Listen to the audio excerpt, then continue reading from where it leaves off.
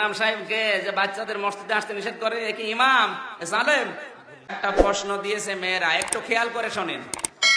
এর ভেতরে তাহাজ্জুদের নামাজে নিয়ত করব কিভাবে, এটা কি সুন্নত না নফল? এটা সুন্নাত। তাহাজ্জুদের নামাজ সুন্নত নামাজ, নফল বলেও নিয়ত করতে পারেন, কিন্তু সুন্নত নামাজ এটা।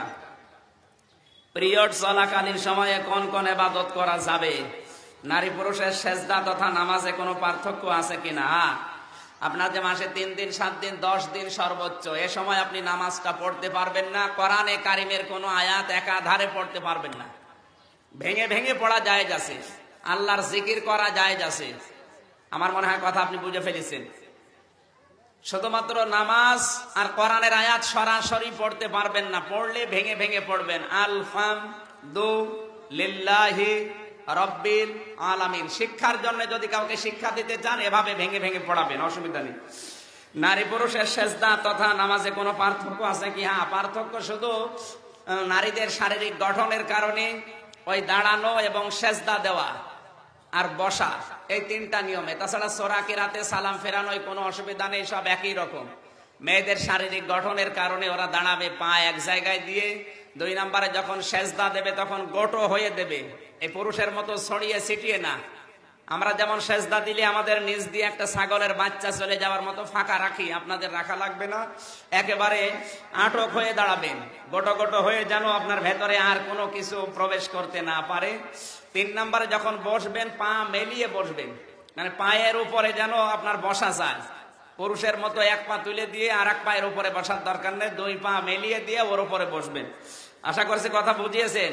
যদি না বোঝেন, আপনার স্বামীকে দিয়ে আপনি দেখে নেবেন, আমি কিন্তু দেখাতে পারছি না। আমার মসজিদের ইমাম 5-6 বছরের বাচ্চাদের নিয়ে আসতে নিষেধ করে না, এটা জায়েজ নেই। কোন ইমাম বলেছে? ওটা ইমাম, ওরা ইমাম বলা যায় না।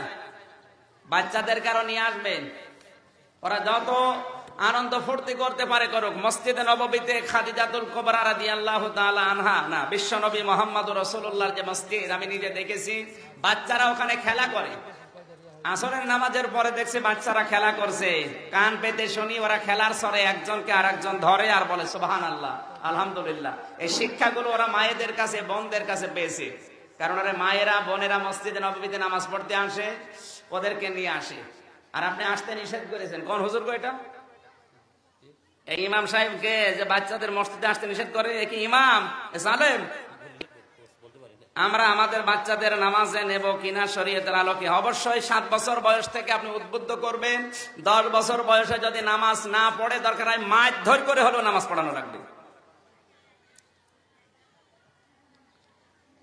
মসজিদে মাদ্রাসায় দান সদকা করলে সাদগায়ে জারিয়ার সওয়াব হয়। আর কোন গরিব অথবা আত্মীয় স্বজনকে দান সদকা করলে তা কি সাদগায়ে জারিয়ার? অবশ্যই সওয়াব হবে।